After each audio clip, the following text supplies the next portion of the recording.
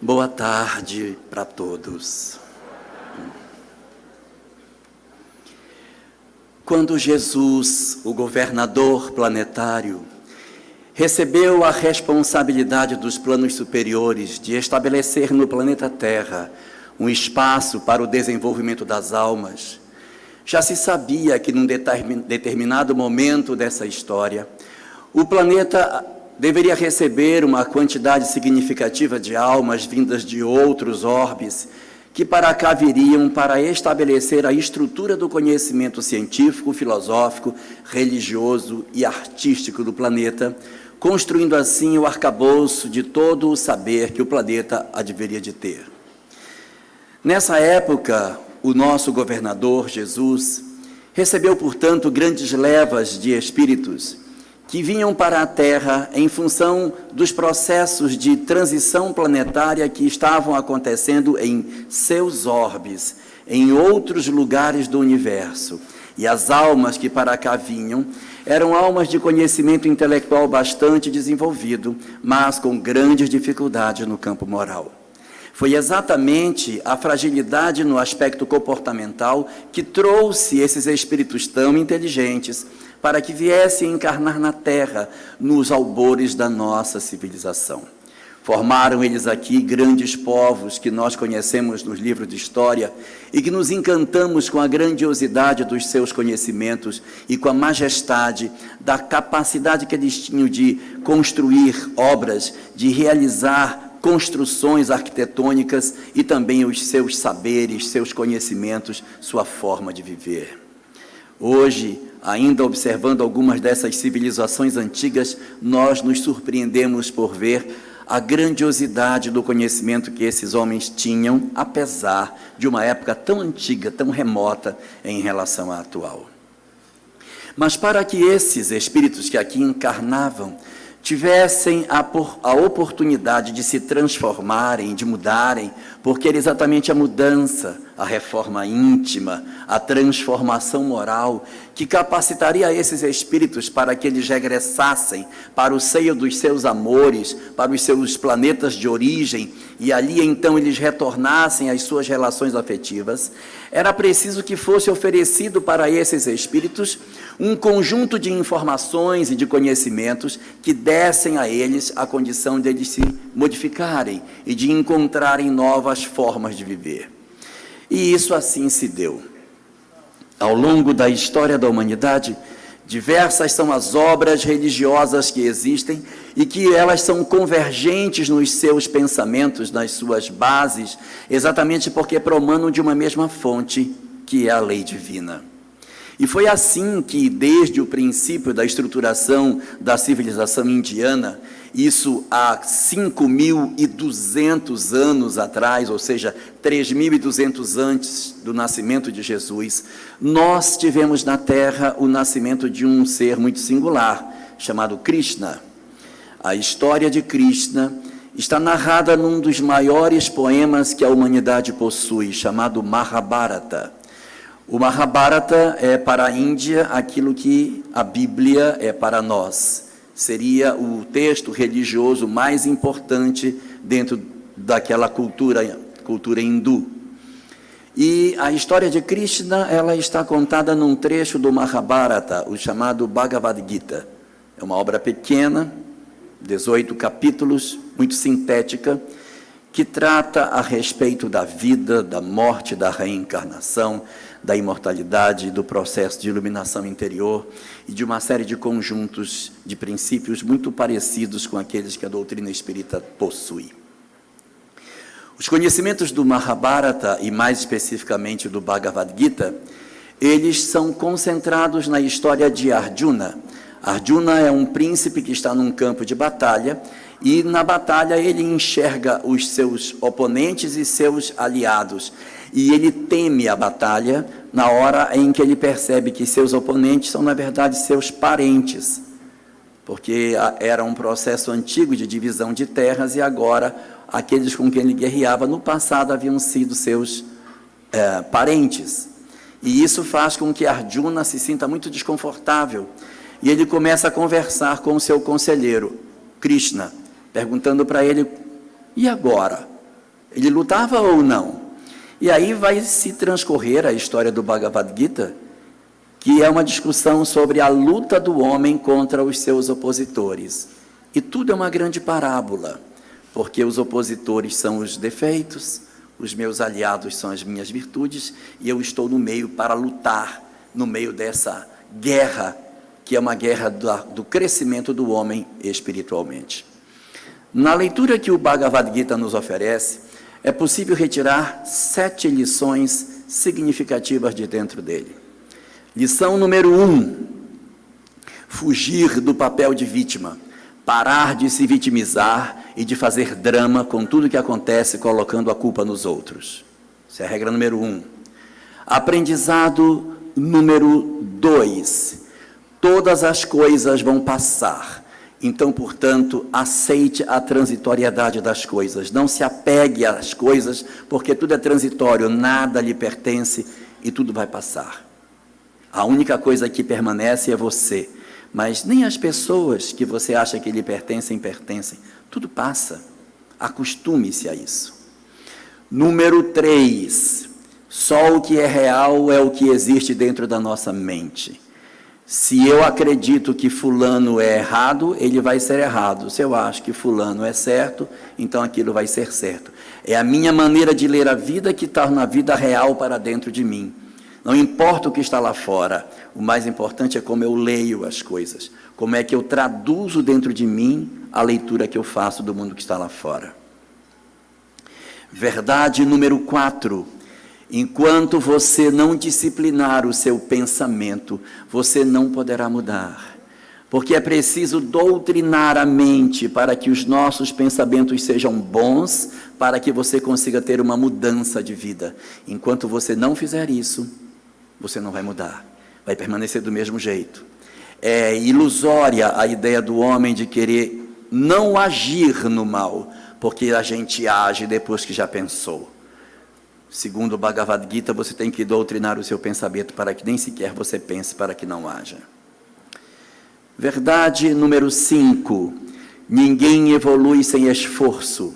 Não pensemos nós que a evolução vai acontecer num modelo parecido com a música do Zeca Pagodinho.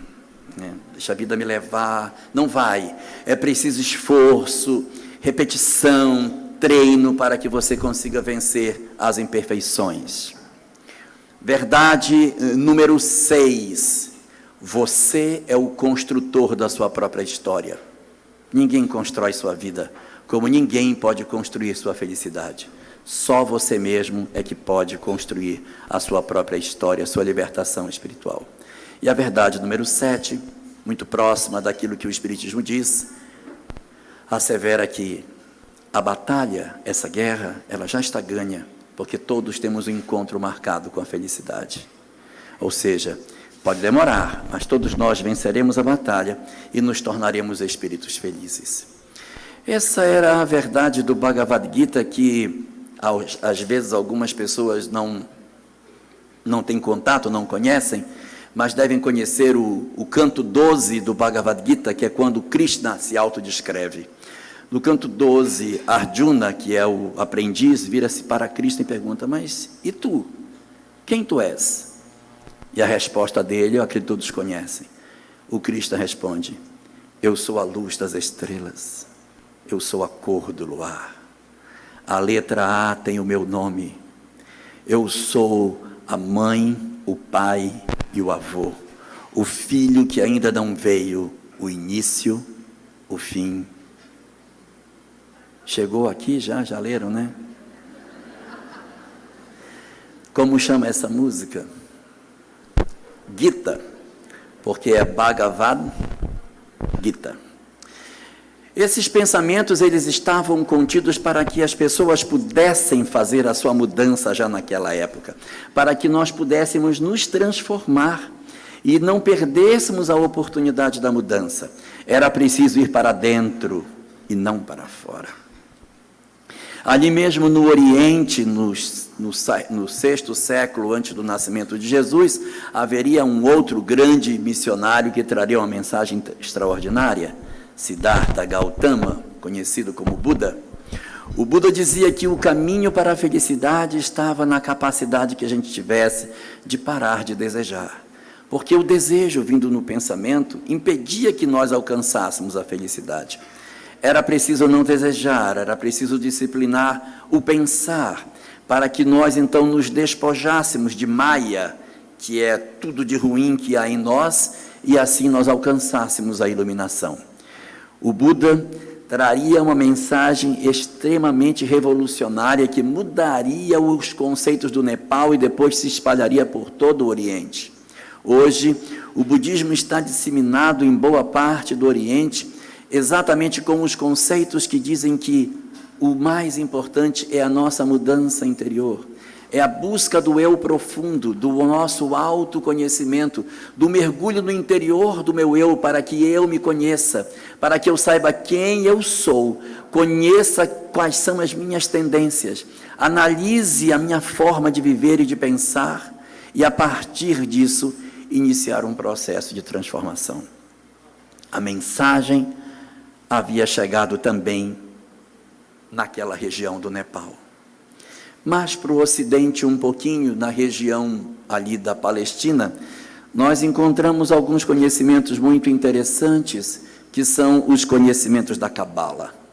A Cabala judaica, que é muito antiga, ela possui uma série de conceitos extremamente interessantes, e entre eles um que é um veio central da discussão da Cabala, Eitz Haima, a árvore da vida, que estabelece um caminho de autoconhecimento através de 10 instâncias, chamadas Sefirot, em que você vai subindo por essa escada sinuosa até alcançar o ponto mais alto dessa caminhada, passando por 10 etapas diferentes de autoconhecimento, de mudança, de transformação íntima.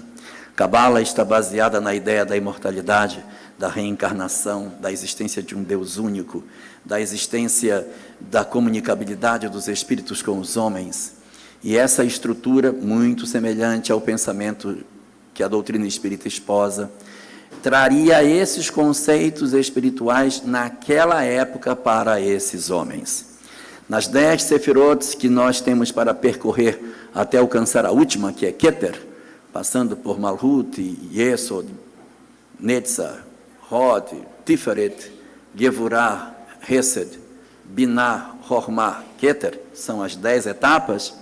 A primeira delas chama-se Malhut, que significa reino em hebraico. Você, para poder entrar no caminho de autoaperfeiçoamento, precisaria entrar em Malhut. Entrar em Malhut significa reconhecer que você é o culpado pelos seus erros, parar de colocar a culpa nos outros, semelhante ao primeiro princípio que estava no Bhagavad Gita. Para a Cabala, as pessoas se dividem entre escravos e senhores. Escravos são os que não dominam sua própria história e põem sempre a culpa nos outros. E senhores são os que dizem, eu sou responsável pelo que me aconteceu.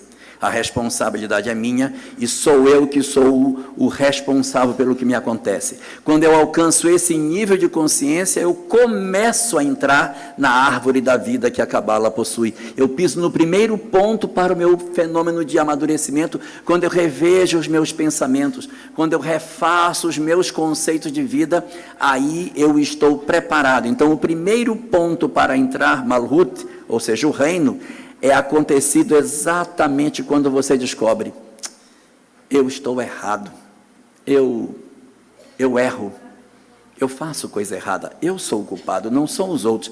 Eu paro de culpar as pessoas e reconheço a minha responsabilidade direta diante da minha vida.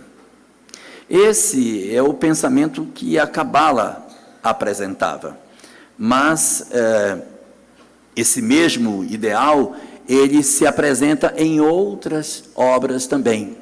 Existia uma obra no Antigo Egito que foi escrita, primeiro ela era tradição oral e depois ela foi compilada e se tornou um livreto de orações.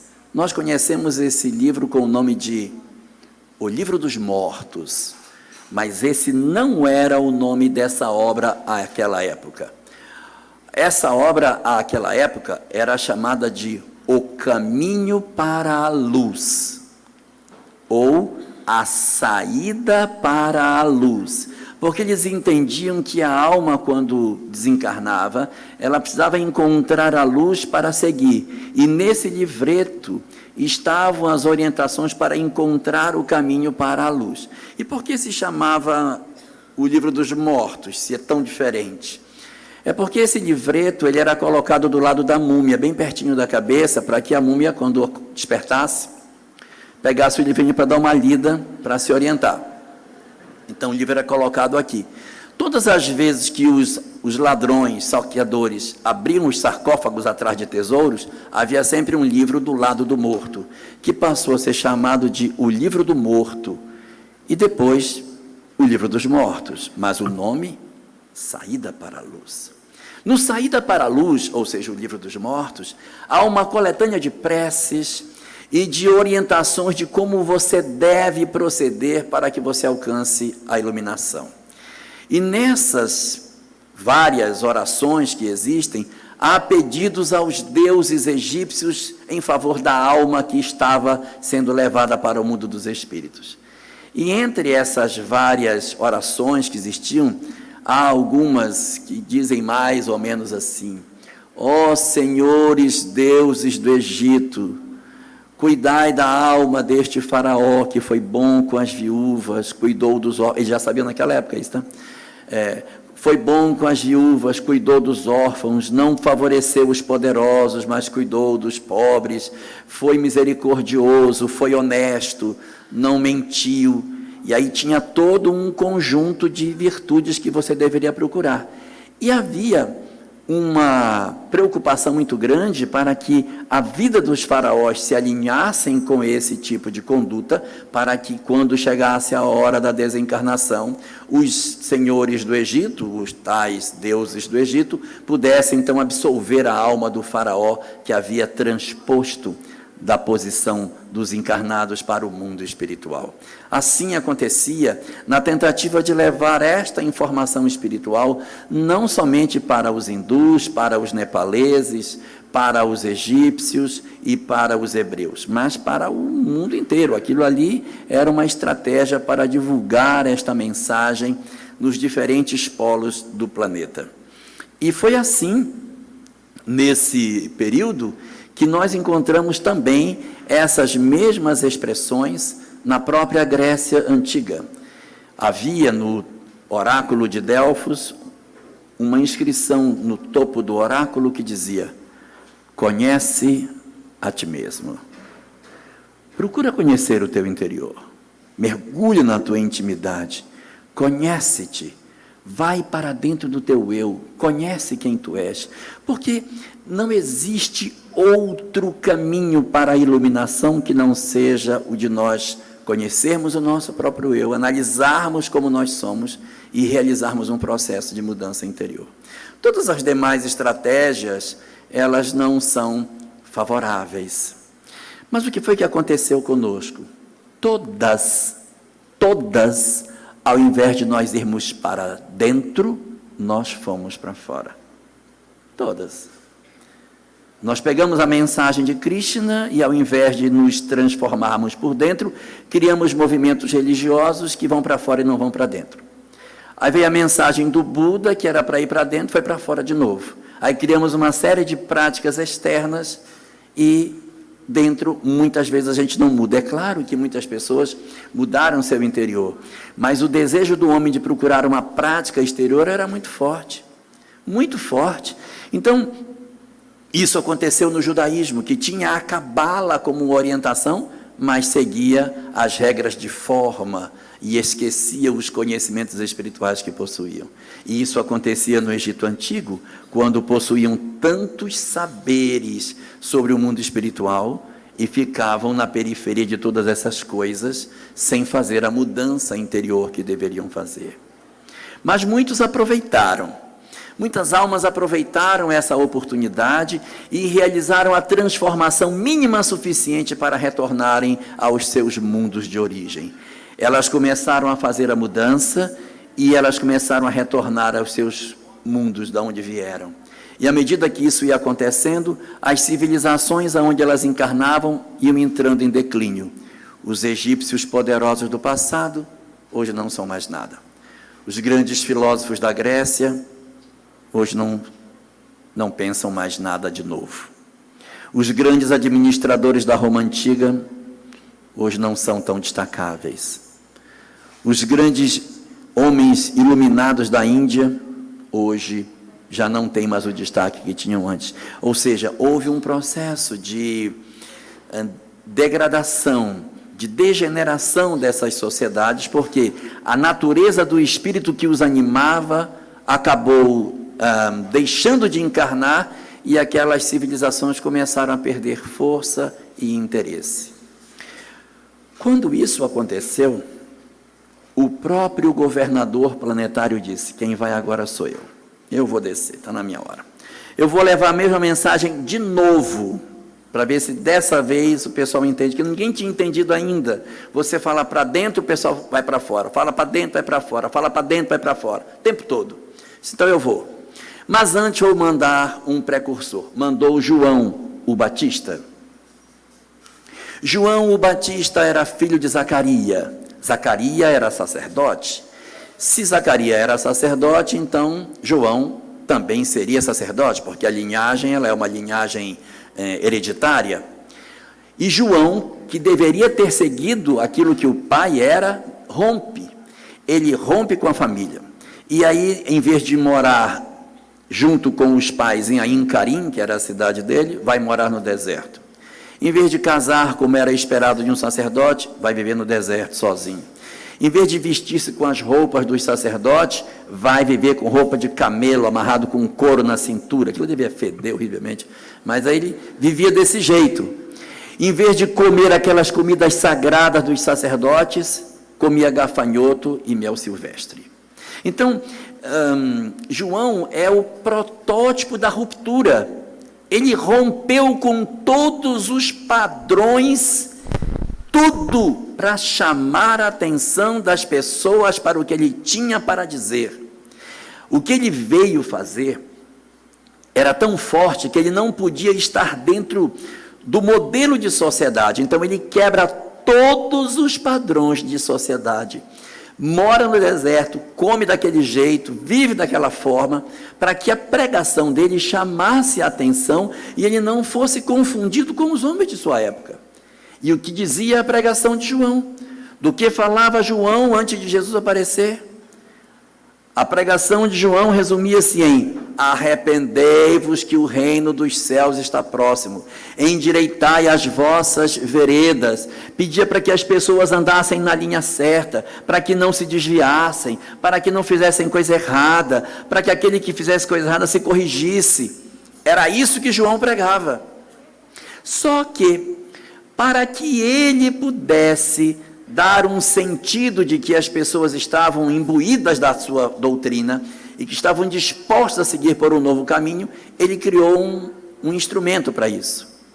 Ele pegava as pessoas, levava para o Rio Jordão, mergulhava as pessoas e molhava essas pessoas dentro da água. E dizia que a partir daquele momento, ela surgiria da água como uma pessoa nova. Pronto. Era só o que a gente estava precisando. Aí a gente esqueceu tudo que ele falava e ficou só com o batismo. Ah, não, o bom dele é o batismo, hein? Isso aí que é o legal. Por quê? Porque a pregação de João me encaminhava para dentro e eu queria ir para fora. Portanto, é muito mais conveniente eu me manter como eu sou e fazer um batismo físico, do que eu dizer: não, eu vou mudar o meu proceder, eu vou transformar a minha forma de viver, eu vou ser uma pessoa diferente. Mas ele não fez isso. O que fez? Ele, na verdade, pregou para que as pessoas mudassem e ensinou o batismo apenas como um instrumento de adesão. Nós invertemos, tanto que o chamamos de João o Batista. O que importa dele é só o batismo. Mas tudo bem, veio Jesus, então agora quando eu for, eu vou mudar isso, porque quando eu for, eu vou levar uma mensagem tão contundente que as pessoas vão se convencer de que tem que mudar. O que aconteceu? Durante 400 anos, nenhum profeta aparecia em Israel. O povo estava sedento por uma mensagem espiritual. O último profeta em Israel tinha sido Malaquias, 400 anos antes do nascimento de Jesus. O povo ávido por uma mensagem nova. Aí aparece Jesus. Aí, pessoal, vamos ver o que ele vai falar. Jesus sobe a uma montanha e vai fazer uma pregação. Seria a primeira pregação religiosa em Israel depois de 4 séculos. Todo mundo esperando o que ele ia dizer, e Jesus abre o seu discurso. A sua primeira frase pública é: bem-aventurados os pobres de espírito, porque deles é o reino dos céus. Ninguém esperava isso. Todo mundo esperava uma outra coisa, uma mensagem mais maravilhosa, mas ele foi falar exatamente isso, e o povo disse: mas meu Deus, o que é isso? O que ele está dizendo? Ninguém conseguiu alcançar o que ele estava querendo dizer naquela época. O que ele estava dizendo é que bem-aventurados são os pobres de espírito. Eu disse: mas como, gente? Pobre de espírito é uma pessoa que, coitada, é um pobre de espírito, né? Como que essa pessoa vai ter o reino dos céus?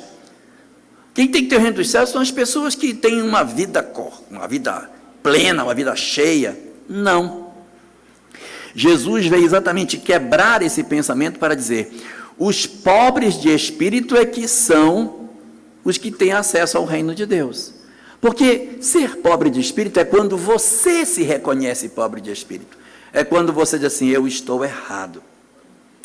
Eu não deveria ter feito o que eu fiz. Eu erro. Eu fiz besteira. Eu preciso pedir desculpa. Esse que sabe que está errado, esse tem chance de mudar. Mas o outro que diz: não, eu sou certo, minha família está toda errada.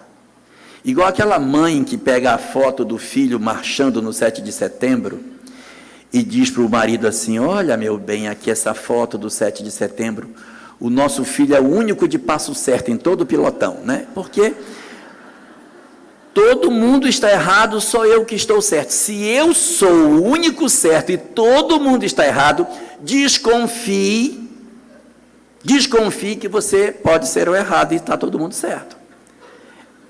Quanto mais gente estiver certa ao seu redor, mais chance tem de você ser o errado, tá? Mas isso é o pobre de espírito, e a pessoa diz assim: gente, eu errei. Enquanto você achar que você é a bala que matou Kennedy, que você é a última bolacha do pacotinho, você não vai mudar. Porque como que você vai mudar se você está certo, gente? Você chega em casa: sabe, meu marido é um idiota, meu coitado, ele está enganado. E não vai mudar. Não vai mudar porque está certo. Para eu mudar, eu preciso de uma condição: ter a compreensão de que eu estou errado. Então eu tenho que ser pobre de espírito.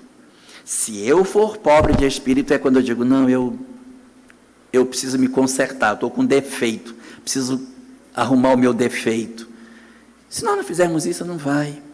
E Jesus teve uma preocupação enorme de destacar para nós a importância de nós trabalharmos o nosso eu interior.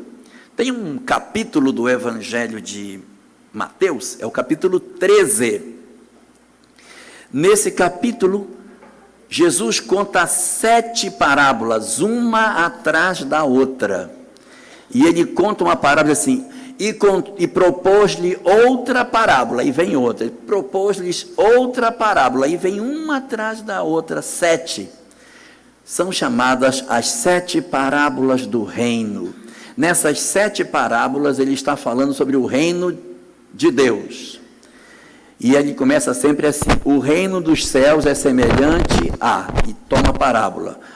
Aí vem a outra: o reino dos céus é semelhante a... tome parábola. Uma atrás da outra, 7. Aí vem a parábola do semeador, a parábola do joio e do trigo. Depois vem a parábola a parábola do tesouro escondido, a parábola da pérola de grande valor, a parábola do fermento. Vem a parábola das redes, que ele tira as redes do mar. Então, são 7 parábolas ao todo que ele vai citar aí. E há uma curiosidade, é que todas essas parábolas, elas convergem para o mesmo ponto. A parábola do semeador, botaram a semente na terra. A parábola do joio e do trigo, botaram a semente na terra. A parábola do fermento, botaram o fermento na massa. A parábola do tesouro escondido, o tesouro estava dentro do campo. A parábola da pérola de grande valor estava dentro da ostra. A parábola da rede, os peixes estavam dentro do mar. Em todas as parábolas, ele quer falar que o que ele está tratando está dentro de alguma coisa. Em outras palavras, o reino dos céus está dentro. Mas ninguém entendeu. Mesmo ele dizendo que estava dentro, as pessoas foram para fora. A gente não consegue entender, mesmo o governador planetário vindo, nós não conseguimos entender que a mensagem é para dentro e não é para fora, que o objetivo é a mudança interior. Nós não conseguimos entender isso. Nós somos tão complicados, mas tão complicados, que nós pegamos a mensagem de Jesus e dissemos, olha, essa mensagem é muito boa. Então, como ela é muito boa, nós vamos adorar o mensageiro. E nós passamos a adorar o mensageiro ao invés de viver a mensagem. Se perguntasse, o que diz a mensagem? A mensagem eu não sei, só sei que o mensageiro tem que ser adorado. Do que ele falava? Não faço a menor ideia, mas tem que adorar o mensageiro. E se você não adorar o mensageiro, eu mato você. Nós passamos a matar pessoas em nome do Cristo. É uma coisa completamente louca, porque em nome do amor eu te mato, né? Quer dizer, é totalmente insano, mas nós não conseguimos entender. Ao invés de vivermos a mensagem dele, nós colocamos esse mensageiro Jesus no altar, divinizamos a sua imagem, mas esquecemos de viver o que ele falava. O mais importante era não cultuá-lo, mas viver o que ele estava dizendo. Falar sobre o amor, perdão, era tratar as questões daquilo que ele apresentava como verdade, ao invés de nós nos abraçarmos com tantas loucuras que o mundo nos apresenta. Nós, então, mais uma vez, ao invés de irmos para dentro, fomos para fora. O próprio islamismo, ele possui um pensamento muito interessante. Todos os homens adultos que tiverem condições devem fazer uma viagem a Meca, pelo menos uma vez na vida. Isso está como um dos mandamentos no Alcorão. Mas qual o objetivo de você ir a Meca? Só para conhecer, fazer turismo, olhar a Caaba, ficar rindo? Olha, não é isso. O objetivo é porque ir a Meca é ir para um programa de autoconhecimento. Todos os que vão a Meca nessa atividade, eles fazem uma imersão. A pessoa não vai para voltar, ela vai e fica dias, semanas, onde ela emerge para fazer um processo de autoconhecimento. Quem sou eu? O que eu penso de mim mesmo? O que eu preciso mudar? Quais são as pessoas que eu não gosto? Para que eu consiga fazer uma mudança da minha vida. Esse é o meu objetivo. E quando a pessoa faz essa viagem, que ela volta, ela ganha um título no islamismo. Ela passa a se chamar Hajj e ganha uma touquinha branca. Todo mundo, vocês virem com aquela touquinha branca na cabeça, muçulmano, é porque já foi a Meca, já fez a viagem para dentro, já mergulhou no seu mundo interior para fazer a sua transformação. Pode ser que não tenha mudado, mas que fez o exercício, fez. Então, nós ficamos perdidos, porque são incontáveis as tentativas de nos enviar para dentro e a gente vai para fora, vai para dentro, vai para fora, vai para dentro, vai para fora. Até que, no século XIX, nós tivemos a oportunidade da doutrina espírita, graças a Deus. Aí a doutrina espírita veio com uma proposta totalmente diferente. Porque essas outras doutrinas todas, elas são doutrinas herdadas, elas foram nos entregues prontas. O mensageiro chegou e disse, olha, a doutrina é essa aqui. Então, Buda, Krishna, Sócrates, Confúcio, Lao Tse, Hermes Trismegisto, quem mais você quiser lembrar, todos tiveram a doutrina pronta e disseram, tá aqui, a doutrina é essa aqui. E aí você segue essa doutrina. A doutrina espírita não foi assim. Allan Kardec não foi nenhum iluminado, disse, olha, gente, recebi a doutrina, vou colocar no livro. Não é assim. Ele foi juntando como num quebra-cabeça, peça por peça, ajuntando cada pedacinho para poder chegar a uma lógica do entendimento. Cada pedaço encaixando, olha, esse aqui encaixa aqui e tal, para compor um corpo de doutrina que parecia lógico. E o mais surpreendente é que quando esse corpo de doutrina ficou concluído, em que pese Kardec não ter se baseado em nenhuma ideia preconcebida, as suas verdades básicas são muito semelhantes às verdades básicas das doutrinas antigas. É claro que o método é diferente. Hoje a doutrina tem uma condição muito mais abrangente de interpretação e de análise de fenômenos, porque naquela época do Bhagavad Gita não tinha a ciência que tem hoje para a gente poder interpretar, perguntar o que é que o Bhagavad Gita fala sobre clonagem. Não tem nada sobre clonagem lá, porque não tem. Então você tem condição de fazer um aprofundamento muito mais interessante dentro da doutrina espírita. Mas quando a doutrina espírita surgiu, os vários pesquisadores que compuseram a base do pensamento espírita, e aí posso citar aqui Ernesto Bossano, Gustave Gelley, Camille Flammarion, Gabriel Delany, Alexander Aksakov e tantos outros, enxergaram na doutrina espírita apenas um fenômeno mediúnico, um aspecto científico. Apenas 2 enxergaram consequências morais naqueles fenômenos. Um foi Allan Kardec e o outro foi Leon Denis. Allan Kardec teve a grandiosidade de enxergar aquilo e dizer, mas isso é muito interessante. Se é verdade que as almas dos homens maus estão assim, então é porque ser mau não é bom. Então, o que foi que você fez para estar desse jeito? Agora, pega a alma dos que foram bons. Como é que eles estão? Ah, estão bons? Então, é sinal de que ser bom é bom. E aí começa a construir um código de conduta a partir daí. Essa percepção de que a doutrina, ela não era simplesmente um conjunto de manifestações espirituais, mas um chamamento a uma verdade comportamental muito mais interessante, a gente vai encontrar de maneira muito forte na obra de Kardec. Se você pegar a obra dos outros autores clássicos, isso é mais atrofiado, à exceção de Leon Denis, que também tem um desdobramento bem interessante do ponto de vista moral. Então, quando Kardec constrói a doutrina, ele descobre que o grande eixo dela não era simplesmente falar que existia vida após a morte, que o grande objetivo da mensagem espírita era a transformação moral do homem, a reforma íntima. Então, a transformação moral é o cerne de tudo aquilo que o Espiritismo traz. Nós, às vezes, nos iludimos achando que o Espiritismo existe para nos ensinar que existe reencarnação, lei de causa e efeito, imortalidade da alma, pluralidade dos mundos. Não. Isso são ferramentas para nos convencer a mudar. Esses princípios doutrinários existem para que a gente se convença que temos que ser diferentes. É para que eu me convença disso. Vou dar um exemplo. A pessoa lê o Evangelho e está lá escrito: amai os vossos inimigos. Isso eu não vou amar isso aqui não. Essa parte aqui eu vou pular, porque isso aqui é muito difícil. Ou então, amai o próximo. Isso aqui eu vou dar para eu fazer. Eu vou amar o próximo, dá, que eu vou amar só o próximo.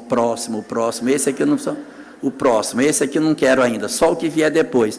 Então, a gente tem dificuldade de amar. Não, mas eu não posso perdoar fulano. Não, eu tenho tanto ódio do fulano, tanto ódio, eu não consigo perdoar, eu tenho ódio demais. E as pessoas dizem, não, a palavra de Jesus não me convence. O que diz a doutrina espírita? Não, você tem que amar o seu inimigo. Mas eu não quero, tudo bem. Não quer, está ótimo. Mas lembre-se, odiar é marcar encontro.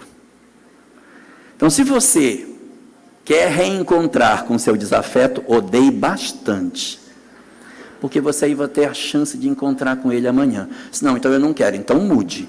Perdoe para desatar o laço. Ah, mas se eu perdoar, bonito, ele faz, eu perdoo e ele vai no bem bom. Não, porque segundo a lei de causa e efeito, o mal está dentro de nós. O mal não está na minha relação com o outro. Eu carrego o mal dentro de mim. Quando eu perdoo alguém, eu apenas me retiro do circuito sem a necessidade de reencontrar com ele. Mas ele carrega dentro de si as responsabilidades que lhe são próprias. Não é o meu perdão que isenta de culpa o outro. O meu perdão reduz significativamente a chance do reencontro. Você quer reencontrar com seu desafeto? Não. Então perdoe.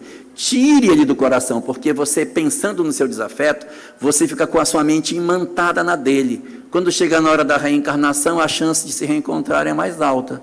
Então solta. Você não quer reencontrar? Solta o pobrezinho, solta ele para lá. Porque se você ficar agarrado na pessoa que você odeia, você está marcando encontro para a próxima existência. E sem querer assustar ninguém, quando a gente odeia alguém, nós temos uma grande chance de renascer numa família junto com essa pessoa. E quando a gente odeia um grupo social, a gente renasce dentro desse grupo social que a gente odeia. Eu confundi vocês? É assim, ó. Quem tem ódio do Avaí, torça pelo time pelo menos uma vez no ano, para não nascer lá. Então é assim, se você odiar uma coisa, você tem uma tendência muito grande de nascer dentro daquilo. Então não odeie, odeie pouquinho, né? Odeia muito. Por quê? Porque se você tiver uma vida de ódio a alguma coisa, você está se comprometendo a renascer no meio deles. Se odiar alguém, vai nascer junto com essa pessoa em algum lugar, né? Imagine que você odeia corintianos e odeia um corintiano em particular, vai nascer irmão dele dentro de uma família corintiana. Esse é um espetáculo. Então, resultado, a doutrina espírita traz instrumentos para que a gente consiga fazer a mudança. E essa mudança não é para fora, é para dentro. E o que foi que o movimento espírita fez? O movimento espírita, mesmo sabendo que o objetivo da doutrina espírita é a transformação moral, se agarrou numa outra frase de Kardec para não fazer a transformação moral. Disse: fora da caridade não há salvação. Então nós passamos a fazer um monte de coisa para fora para não fazer para dentro. Então a gente trabalha para fora, faz panelão, faz sopa, faz agasalho, faz não sei o quê, mas tudo com ódio. Está costurando, está fazendo enxoval dentro da casa espírita. E na hora que está costurando, está com a outra falando. A antipática não veio hoje. Quer dizer, não faz o menor sentido, porque o trabalho não é para fora, o trabalho é para dentro. O trabalho não é para fora. Agora, é claro que se você se transforma, você faz. Nós não estamos sendo chamados para fazer, nós estamos sendo chamados para sentir. Só que quem sente faz. Agora eu posso fazer sem sentir. Eu não estou dizendo para ninguém parar de fazer as coisas. Eu estou dizendo para que a gente sinta para fazer com prazer. E esse fazer não significa necessariamente que a gente esteja fazendo uma convocação para um engajamento extraordinário em que nós nos tornemos baluartes da transformação moral. Não precisa isso. A mudança que nós temos para fazer é bem mais perto de nós. Nós, às vezes, não nos damos conta de que é nosso espaço familiar que estão os nossos maiores desafios e os nossos maiores chamamentos para a mudança.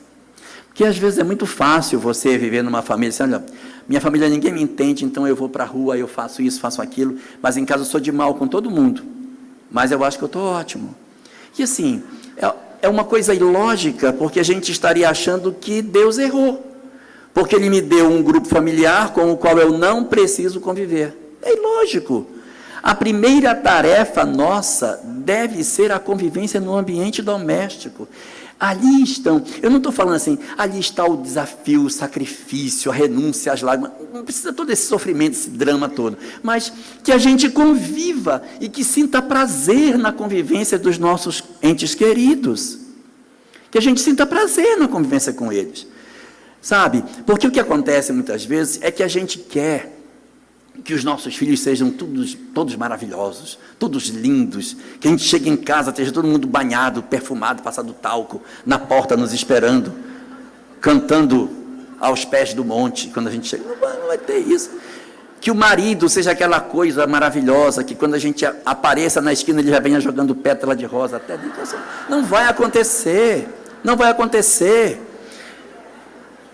Mas a gente precisa aprender a conviver com as pessoas que são difíceis, são diferentes. É esse o desafio, é eu conseguir fazer uma releitura das coisas, é eu conseguir fazer essa releitura. Veja, não é da gente dizer assim, e agora eu tenho que fazer isso, porque, meu Deus, é um sofrimento, uma dor no meu coração. Não é isso, mas é nós entendermos o que a doutrina espírita fala, para que a gente mude. O objetivo é mudar. A gente vem desde lá do Krishna, lutando, se esbagaçando tudo, e não muda. Não tem mais, não existe mais o que dizer, não existe. Vocês assim, então eu quero que os espíritos venham e digam, já disseram, não tem mais. Nós não podemos esperar por nenhuma outra informação que seja mais clara do que essa. É para ir para dentro, não é para ir para fora. Então, com relação à nossa família, é a gente pegar o conhecimento espírita que tem, e a gente olhar as pessoas que fazem parte do nosso grupo familiar, e não é para dizer isso para a pessoa, mas é para você pensar dentro do seu coraçãozinho de verdade. Não é para falar de boca para fora, de verdade, olhar para a pessoa e dizer, em vez de olhar, porque a gente gosta muito de olhar para a filha e dizer, meu Deus, isso é uma cruz que eu carrego, meu Deus do céu. Sogra então, coitada, assim, oh meu Deus, por que não vai de uma vez, né? Ao invés da gente fazer isso, você olha para a pessoa e, tomando o conhecimento espírita que você tem, você olha e diz, você é a minha grande oportunidade de crescer. Mas não é para dizer assim, porque você é uma cruz, não é esse sentido, mas é, porque se eu conseguir conviver com você e retirar as lições que eu preciso, que coisa maravilhosa, que coisa ótima se eu conseguir fazer isso. Então a gente precisa aprender a conviver com as pessoas, com as dificuldades que ela tem, aprender a conviver com o que é difícil, aprender a conviver com o que é imperfeito. Meu filho é drogado, mas é o filho que eu tenho. A minha mãe é problemática, mas é a mãe que eu tenho. E daí, gente, nós temos que acabar com essa história de que família de espírita é família de propaganda de margarina. Não é propaganda de margarina, que fica todo mundo rindo, sabe, tomando café da manhã. Não é, tem defeito, tem problema, um tem vício, um é problemático, o outro é perturbado, mas e daí? É a nossa família real, isso é a nossa realidade. Você vai querer fugir da realidade que você tem? Você vai querer mentir da realidade que é a sua? Não faz o menor sentido nós criarmos uma ilusão. Nós estaremos mentindo para nós mesmos e deixando de aproveitar a oportunidade da mudança. Sabe, existe na literatura espírita uma mensagem até pouco conhecida, está na Revista Espírita, de 1865, mês de agosto,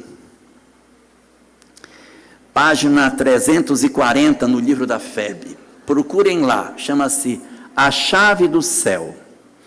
Nessa mensagem, Lacordaire, que é quem assina a mensagem, ele faz uma escada de como deve ser a caridade dentro de casa. Ele diz o seguinte, você tem que fazer caridade. Então, qual é a escala? Quem eu tenho que atender primeiro? Quais são as primeiras pessoas que tenho que atender? Ele diz, número 1, cônjuges e filhos. Esses devem ter a nossa primeira atenção. Então, marido, esposa, filhos, são as primeiras pessoas que você tem que cuidar. Não pode desistir daqueles que Deus nos deu para que fossem nossos. Todo tipo de parente que não pode ser a gente nunca desiste. Não tem ex-pai, não tem ex-mãe, não tem ex-filho. A gente não desiste dessas pessoas. Por mais que elas sejam difíceis, não desista. Se ficou difícil demais, bota ele para morar no outro canto e você apoia ele no outro canto, mas não larga a pessoa, não abandone as pessoas. Porque o livro Evangelho segundo o Espiritismo diz que quando você abandona alguém, porque a pessoa é ingrata, você desacelera a evolução dela, porque ela chega no mundo espiritual e diz, eu dei errado porque me abandonaram. Mas quando você não abandona, mesmo que o cara seja um cara difícil, quando ele chega lá e sente tanto remorso pelo bem que ele recebeu e o mal que ele devolveu, que isso estimula com que ele avance. Então, você não desistir do outro é muito importante para que ele não tropece e não pare de caminhar. Porque quando a gente desiste do outro, na verdade está desistindo de nós mesmos, da nossa própria história. Então, o primeiro degrau é cônjuges e filhos. Esses são os primeiros que a gente tem que cuidar. se esforçar, amá-los, entendê-los. Degrau número 2, diz o texto, os autores dos vossos dias. Quem são os autores dos nossos dias? Pai e mãe. E por que não põe pai e mãe, que era mais curtinho? Porque vai escrever autores dos vossos dias. Porque você pode ter sido criado por uma tia, por uma avó, por uma madrinha, por um padrinho. Então é esses, os que te cuidaram, te alimentaram, te protegeram nos primeiros dias. Você deve a eles a sua gratidão. Tem que cuidar de pai e de mãe. Hoje nós estamos com o envelhecimento acelerado da nossa população. Não vai ser pouco usual nos nossos lares nós termos que conviver com pessoas sequeladas com a idade. Lidarmos com idosos com Alzheimer, idosos com AVC, idosos que têm dificuldade de locomoção, idosos com dificuldade de visão. Isso vai ser comum. Então nós temos que nos preparar para isso e acolher, gente, sem inventar tanta história diferente. O Espiritismo é simples, é você entender a que propósito você veio, é esse que é o grande objetivo. Então, o segundo degrau, mãe e pai, os autores dos vossos dias. Degrau número 3, irmãos consanguíneos, que a gente acha que perde o vínculo depois que casa. Errado. Diz a mensagem que nós continuamos tendo que ter preocupação com essas pessoas. Degrau número 4, os amigos do coração. A gente cuidar dos outros, a gente se cuidar, se visitar, se ajudar, se confraternizar, estar próximos. Nós precisamos disso. E degrau número 5, os pobres de todos os matizes, a começar pelos mais miseráveis. Nós invertemos, nós colocamos os pobres no começo e jogamos a família para o final. Está tudo errado. Tem que desinverter essa pirâmide. Nós temos que cuidar dos pobres? Temos, porque precisamos disso. Eles precisam de ajuda, mas nós temos um dever inalienável com as nossas famílias. E se nós pegarmos todas essas mensagens, todas, desde lá de trás do Mahabharata, o Bhagavad Gita, todos, e fizermos uma síntese e dissermos, me resume isso numa frase. A frase é amar. Esse é o propósito. Nós não viemos para outro objetivo. Nós viemos para amar. E a mensagem espírita chegou para desnudar diante dos nossos olhos que a mensagem da hora é que nós sejamos capazes de amar os que nos foram dados como parentes, os que nos foram oferecidos para o nosso espaço de convivência, precisam buscar retirar de nós grandiosidades que a gente não quer entregar. Nós já temos tesouros de alma e não queremos dividir. Aprendamos a dividir o amor que a gente tem dentro de nós. Esse é o chamamento que a doutrina espírita traz. Então, quando o Espiritismo nos fala que a transformação moral, que a reforma íntima é a grande razão do sentido de todas as coisas, é porque realmente nós temos que descobrir o propósito das nossas existências. Por que foi que eu nasci? Quem tem família já sabe por que nasceu. Porque tem um grupo familiar que está próximo e já sabe o que precisa oferecer. A doutrina espírita vem exatamente para isso. E quem não tem família, tem pessoas em seu redor que também não têm. Então, junte com esses que não têm e construa uma nova família, já que você não possui. Essa é a grande chamada que o Espiritismo tem para nos fazer. Que a gente, portanto, não procure fazer tantas coisas do lado de fora de nós, mas que a gente faça do lado de dentro.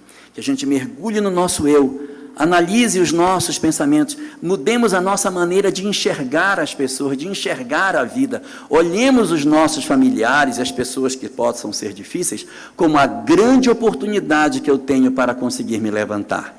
Não é de hoje que o governador planetário vem nos chamando pelas diversas doutrinas, épocas, eras, religiões, livros religiosos, para que a gente desperte, acorde para isso, faça a nossa transformação moral, mude os nossos pensamentos para que a gente tenha acesso à felicidade que já é nossa desde o princípio, só falta a gente querer receber. Que a gente pense dessa forma e aproveite a oportunidade que Deus nos está dando com a mensagem que a doutrina espírita nos traz. Muito obrigado, gente.